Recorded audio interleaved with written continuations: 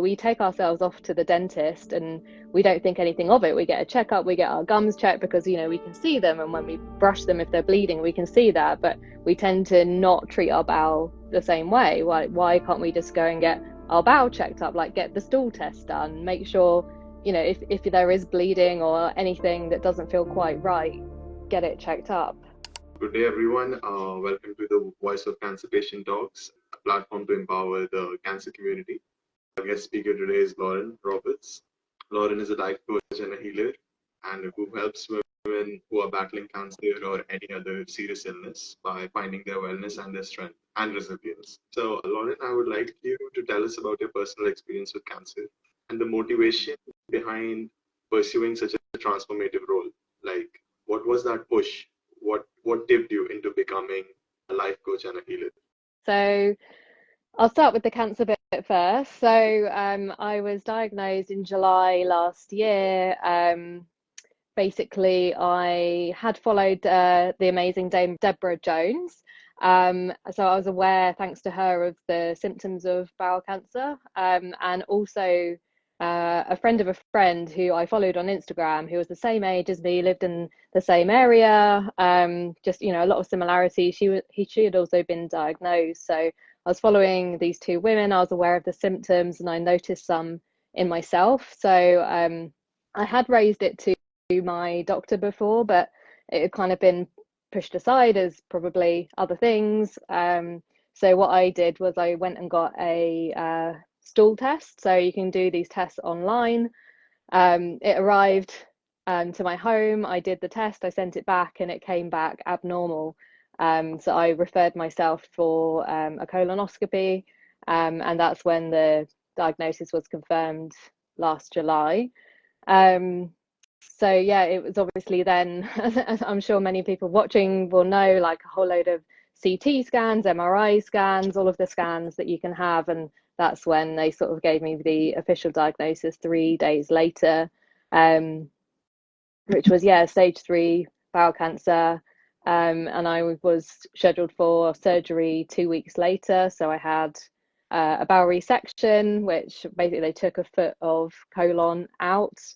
And I spent 5 days in hospital for that. And then I went through fertility preservation. So I've got some embryos frozen with my husband. And then after that started chemotherapy. So I did 4 cycles of chemotherapy, which I finished right at the end of December last year, just around Christmas time. And then, yeah, I've been going for quarterly monitoring, so blood tests and scans since then. And, you know, all coming back okay. I'm all good. I always feel, you know, I always feel funny saying that, you know, you never want to tempt fate or anything, but right now I'm all good. And yeah, the whole life coach thing was actually before the cancer. So I quit my corporate job in 2019. I was actually running another business at the time, but I had to close that down with the pandemic, and then I decided to train to become a life coach. So my background is in psychology, so it's kind of something I've always wanted to do. And then when I had the diagnosis, almost straight away, I just sort of thought, I want to use this experience. Something that I really noticed was that there is a lot of fear and a lot of anxiety that comes with a diagnosis, and that's obviously understandable, but I think we can do more to, unfortunately, more and more younger people are getting diagnosed, and I think we can do more to sort of change the perception of what cancer is, rather than thinking it's like an old person's disease. I think we need to sort of change things up a bit. So on to my next question, like how difficult is it for patients to align their emotional self, which is absolutely goes haywire when you're diagnosed, and especially with the spiritual self, which is people seek it after getting diagnosed or after undergoing any kind of trauma. So how difficult is it to align your emotional self with your spiritual self? It's a really good question. I think, so the way I look at it is that your emotions are your spirit. They're the energy flowing through you. They're not you. So you're not your emotions. So even if you feel, you know, really, whatever it is, like really painful or really angry or really sad, that is just an energy that needs to flow through you. And that when we repress things down, when we don't express them, that is when I believe problems are created. So I think let all of those emotions come up. I would already have classed myself as a spiritual person before the diagnosis, but definitely when I had the diagnosis, it really helped me because I had a sense of just trust, like just surrendering and just being like, okay, this is happening. I definitely don't believe in sort of thinking, why me or anything like that. It's like it's happened. There's various reasons, for whatever reason, like my body is amazing. Like it's got, 3 billion cells in it, and a tiny percentage of those cells have gone a bit wrong. And I just see it like that. I just see it as like it's a chance for us to bring our bodies back into balance, rather than, I don't subscribe to the whole we need to like fight cancer. It's like this evil thing. That doesn't help. It like puts us into like fight or flight mode. Actually, I think if you just see it as, okay, something in my body has gone just a little bit wrong. Perhaps it's my lifestyle, perhaps it's my level of stress, perhaps it's just one of those things, like as in it's just a combination of factors. There isn't one particular thing, but it's happened. As a life coach, like I very much like focus on the future. So, okay, this has happened. What can I do to create a better future, rather than like, to start overthinking in all of the things of like why it's happened. So, yeah.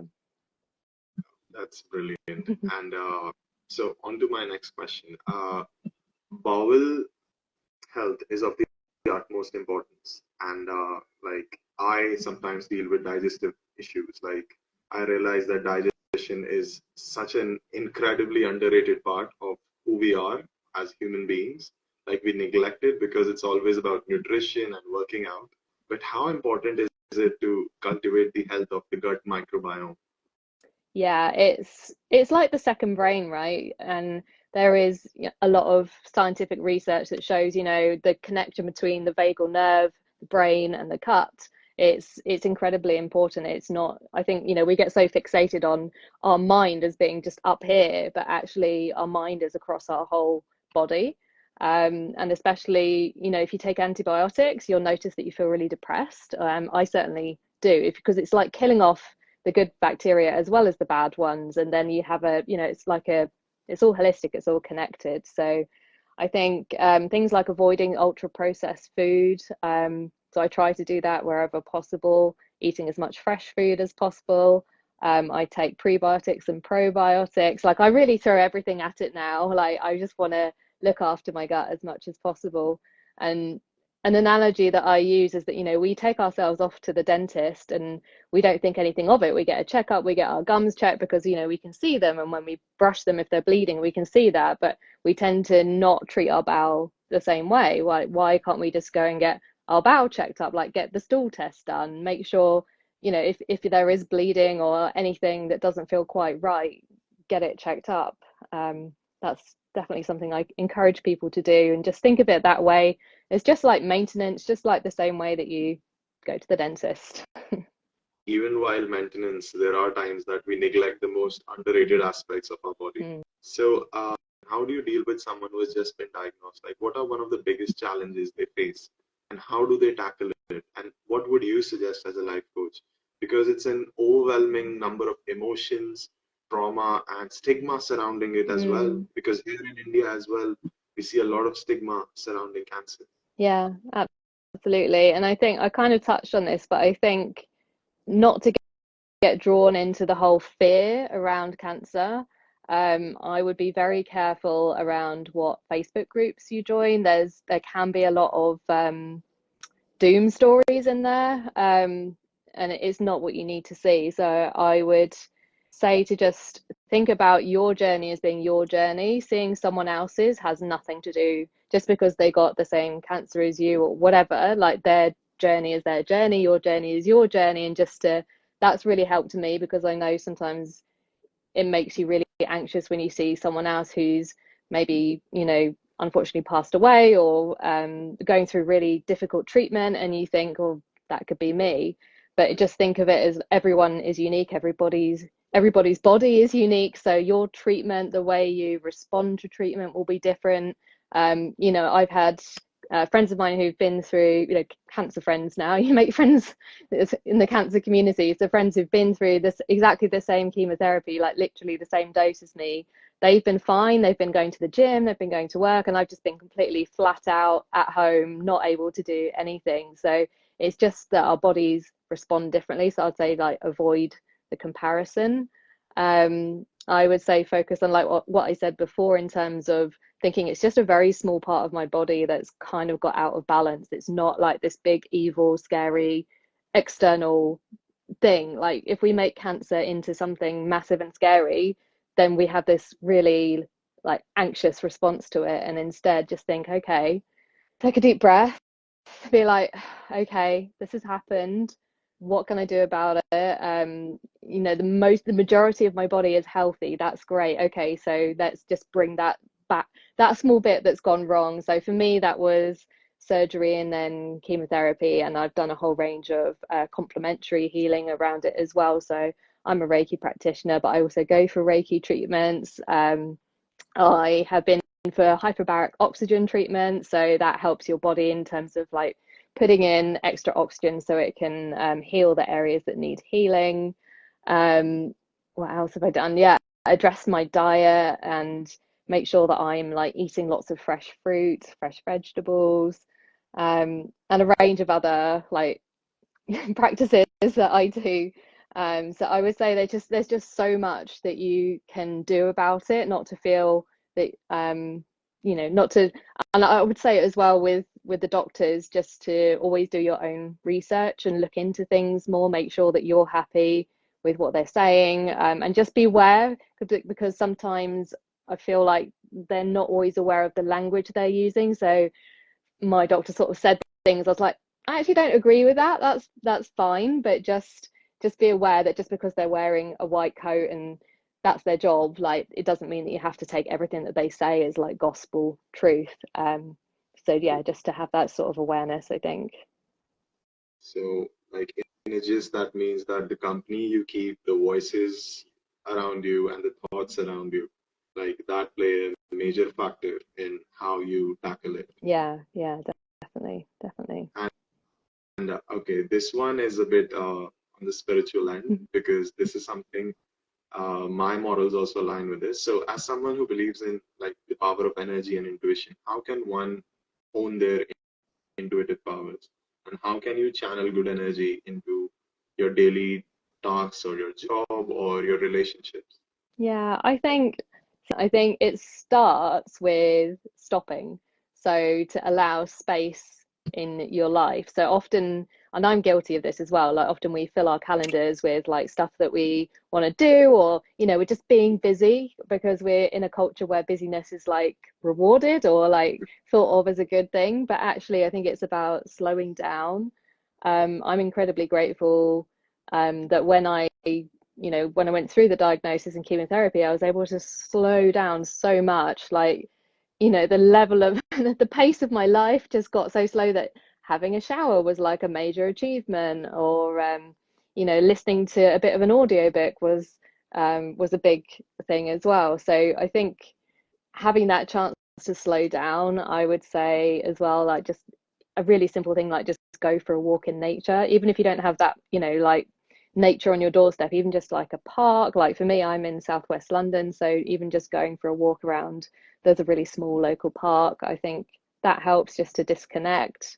I also have all of the notifications of my phone turned off, so I think we get so distracted, and there's like a dopamine hit, isn't it? Because I'm a diagnosed ADHD as well, so I think I particularly feel it, that we can just get trapped in this like scrolling busyness, running around one thing to the next, and it's very hard to, I think, connect with our sort of deeper side, our spiritual side, and really tune into that. So it's like it's always available for us, all of that spiritual energy, like whatever you believe in, if you believe in angels or whatever works for you, it's always there. It's just that we need to be open to it. So it is just creating space. And if that sounds like a lot, it could literally be like stepping away and taking a short walk, or listening to meditation, or just allowing that space, really, that space in your life.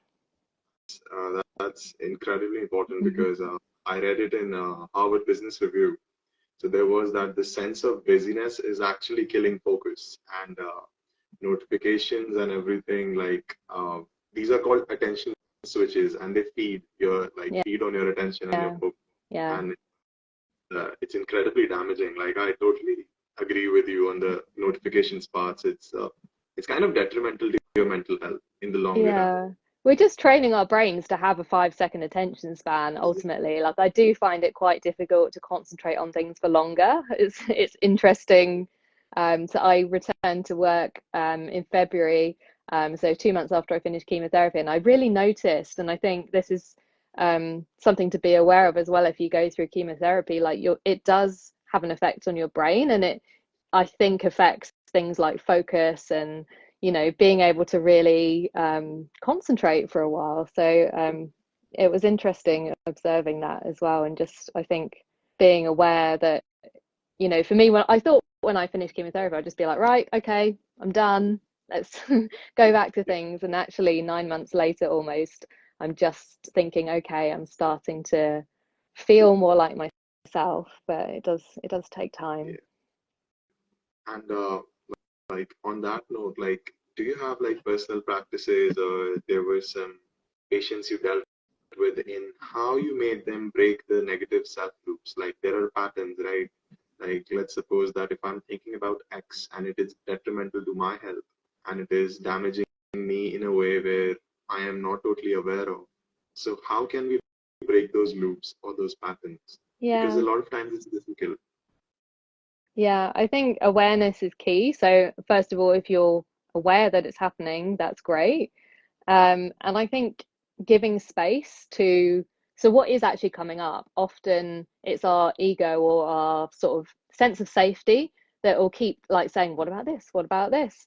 And what I find helps is if you maybe take some time for journaling, or just even just allowing yourself to go there to really address what the worry is or what the pattern is, and just identifying like why is that, giving it some space, and processing it, and not trying to like repress it or pretend it's not there. So definitely giving it some space, and then yeah, I suppose focusing, like it sounds a bit cheesy, but focusing on gratitude, it does really help. And I'm reading a book at the moment, The Magic by Elizabeth Gilbert, and that gives you daily gratitude practices that you can do.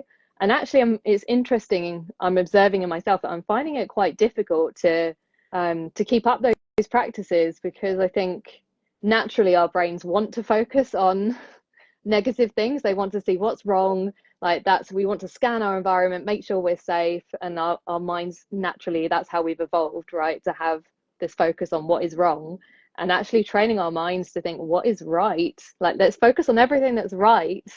It takes actually quite, I'm finding quite a bit of work. So I think it's like an ongoing, it's about your daily rituals, your daily practices. How can you build those in?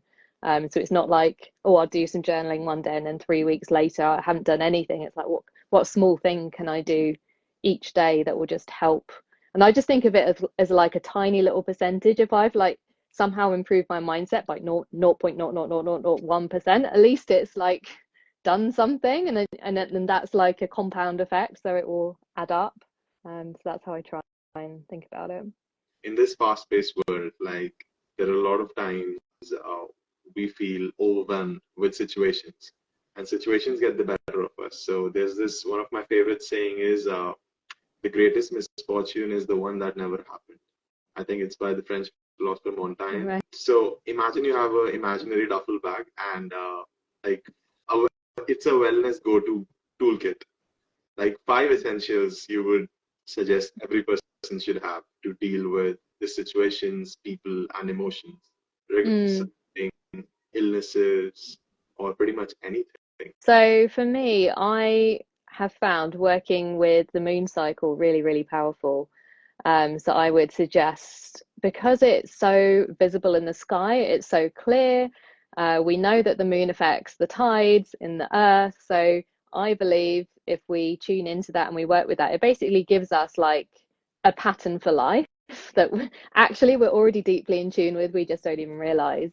So I love that. Basically 2 weeks after, so it's a new moon today actually, so perfect time to start if this is new for you. So for 2 weeks after the new moon, it's about building up, creating, going for your goals. It's like that sort of forward motion. And then after the full moon, it's more about releasing, like what do you not need, what can you let go of, what can you declutter. If the same thing keeps coming up on your to-do list, maybe take it off your to-do list. So I love that. So I'd say working with the moon has been really transformative for me.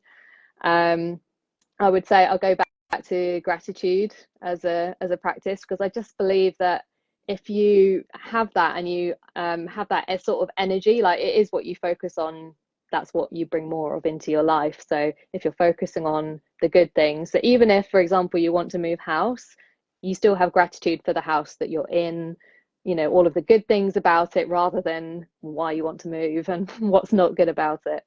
So yeah, I believe gratitude is really important.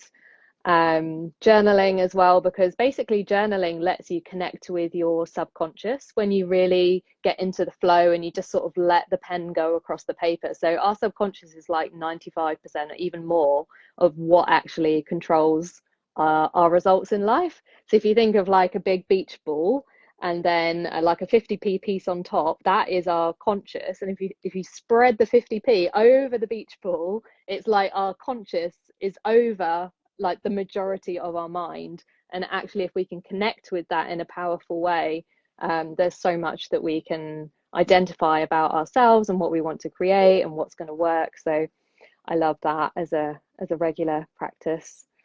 I also believe community is so important in healing. So I look at like 7 different areas in healing when I work with clients, and community, I believe, is a really big part of that as well. So we are social creatures and we're designed to be that way. So I think in my healing toolkit, I would definitely suggest having some sort of connection. So it's like whether it's a local group or an online group or just people that you feel really get you.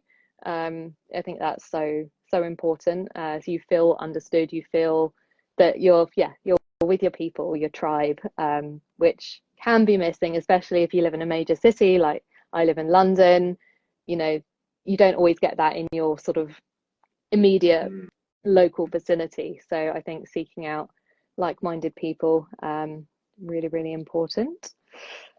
And I would say as well, just so working on your mindset, so positive psychology, focusing on all the things that are right with you instead of the things that are wrong.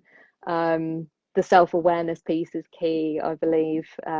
Just treating ourselves as like an ongoing journey, an experiment into curiosity of, who am I, what works for me, and really connecting with your authentic self. So I work with emotional development cycles. So being aware of like, your sort of energy in your body, your chakras, and connecting with those, and having that awareness as well, I think is really important. So one of the most interesting things, like which I came across when I was, doing my research, was that you quit your corporate job for this transformative role.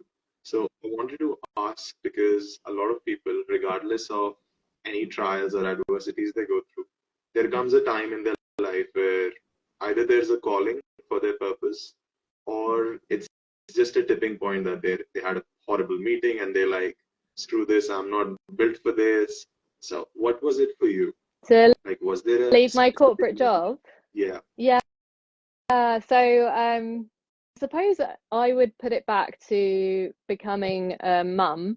So I had my son in 2017, and then in 2018 I started a co-working business because I was working remotely for a big company at the time, and I was just feeling really lonely, like working. So this is before the pandemic, right? This is maybe a little bit ahead of its time in that I set up a co-working club so that people similar to me, so other parents or other freelancers, could come along and work together. And then I had a creche facility as well. So I was running that alongside my job because it was remote working for about a year and a half. And then my role came to an end. So it wasn't my decision. It was yeah, I was essentially let go. I was a contractor, so unfortunately, minimal notice. Off you go. I was like, okay, I'm not going to look for another job. I'm going to just, I really believe in this business. I really believe in this community that I've built. So I had like 80 members who were paying to come along, do co-working, join the crash. And I was so, yeah, I was loving that. But unfortunately, for obvious reasons, that had to close with the pandemic. But I think it was that step into, I'm doing something that I really believe in and that I think can make a difference. I couldn't go back after that. It was, yeah, it just didn't feel right. So for me, I know that my work needs to mean something, and especially even more so after cancer. Like, I don't want to spend the majority of my time doing work that doesn't matter, essentially. And I don't have a, if people do want to go to a job, do the job, come home, not think about it, I totally get that. But I just, I couldn't do that. I need to do something that I feel is making some sort of positive impact. So that's Yeah. kind of what led me to do that, and why I do coaching now. So sort of migrate, I guess, evolved what I do. So I was doing more sort of business coaching before, and then obviously post cancer, I'm now doing more wellness coaching. So yeah, I'm excited for that. Yeah. And especially if you resonate with the cause and if it speaks to you, I think one should throw themselves totally in. And a lot of people don't realize this until they're into their late 50s and even 50s. Yeah, So yeah. kudos. I mean, yeah, I think there's something that happens when you get to your late 30s or early 40s. I've seen this in my clients, my friends. There's just this sort of reevaluation of what actually do I want. I mean, I guess it's like your old, that would have been called a midlife crisis, but I just think it's more like an evolution. It's like, yeah, evolving what we're doing. And just because the world, especially in the last few years, has been a bit crazy, so we need different things. We need more people making a difference, I think. Yeah. One last question. So sometimes, like, and this is what I've observed in humans, like at times when in the face of great trials, we become bitter and we start comparing. So I know this could be a very generic answer that everybody's journey is unique and everything, but I want to know your perspective because it's unique again. And since the things you've been through, they'll give our viewers something, a bit fresh idea which they can ponder upon. So how can we Mm, stop comparing? A lot of times we're stuck in a rat race, right? We're just in a hamster wheel that we keep going and going, mm. and we keep looking sideways that, okay, hey, I'm here. How do we stop comparing? How do we take a step back and just Yeah, I think okay, this involves quite a bit of unlearning. So generally in our sort of Western culture, we're sort of taught at school to be competitive with each other, to almost pull people down when they're successful. I definitely remember at school, like if someone did well or someone looked really good, we used to like, try and pull them down and try and insult them. So I think actually it involves a level of unlearning and thinking we're not competing with each other. We're all on our own journeys. There's no limited, if you're a coach, you might think, oh, there's loads of coaches out there already. There's not enough people. There's not enough clients. And I think that's just comes from like scarcity thinking of, we were all competing, but we're not competing. I believe we can collaborate and support each other. And I think that's where the magic happens. And I think if you notice that you're maybe on social media and you're comparing, and I absolutely do this, I'm not saying that I am perfect, but if you notice you're on social media and you're feeling a bit of jealousy or envy, or like, why is that happening for them and it's not happening for me, and oh my god, their life is perfect, and just I always think, well, what is that triggering in me? Like, why do I feel that? It's normally because I really want what she's got, and I'm like, okay, great, well, that's interesting, I can start working towards that. There's nothing saying that I can't do that too. Or it's like, yeah, it's just a sense of we can be happy for other people, with what's going on for them. And I think the comparison is just, yeah, it's just mirroring in ourselves what we're sort of wishing we could have, and instead of thinking of that as a bad thing, we can use that as, okay, they've inspired me. But I also think sometimes it is just more helpful to actually just mute people if that does bring up that, like, don't put it in front of your face. Like, you're whatever you're scrolling should make you happy, not, you don't want to like come away and be like, oh no. So I try to, like, a lot of my feed consists of like those really cute little animal videos and just like happy things, because I'm like, what's the point of scrolling stuff if it's going to make me feel bad about myself? And I think it's especially easy to do with cancer to start comparing your journey to others, or, you know, especially with chemotherapy, you think, oh, how do they react? Am I going to react that way? Or but like I said at the beginning, I think just remember that we're all on our own journey. And I think what has really helped, so I work with astrology, with human design, with numerology, and when you start looking at your birth chart, your human design chart, you can see that we're all completely different. And even if you're born at exactly the same time and place as someone else, so in theory you've got the same chart, the experiences that happen to you will be different. So then the way that you respond to those is different, and you develop a different energy. So there's just, yeah, there's no one that's got like your birth chart with your experiences in your lifetime. So it's just, everyone is on their unique journey. And I try to remember that, because I look at someone who's, you know, I look at my clients or other people who are successful, and then I look in their charts and I just see like, oh, they've got that sort of different energy, and I can just think, okay, yeah, that's not my energy. Like, it's just different. So it's not I want that, or yeah, just trusting that you've got everything that your soul decided to come here. You've got everything that you decided to come here for, and what's meant for you won't pass you by. And I do believe that is true. Something you want to share with our viewers, what would be your message to them be?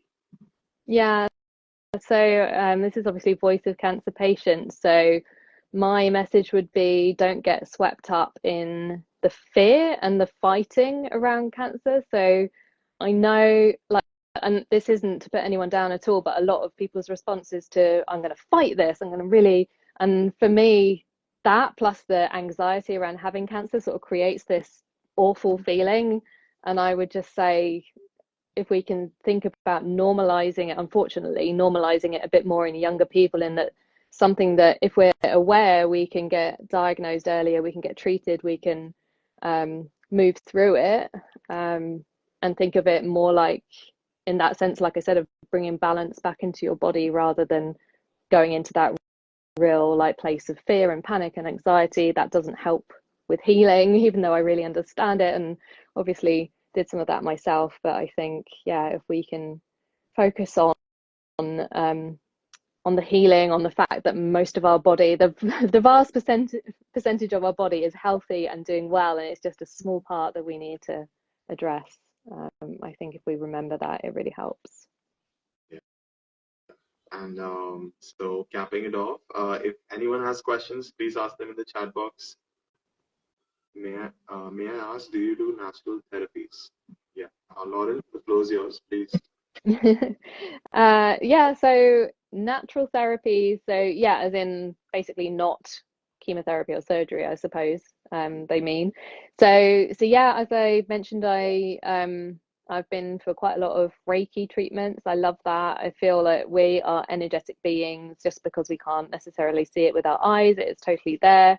It has been measured by scientists, the energy field that our heart puts out. So I think and there's also studies that show that even if someone who isn't trained in Reiki holds their hands over someone, that has measurable effects in terms of reducing inflammation. So yeah, I love Reiki basically.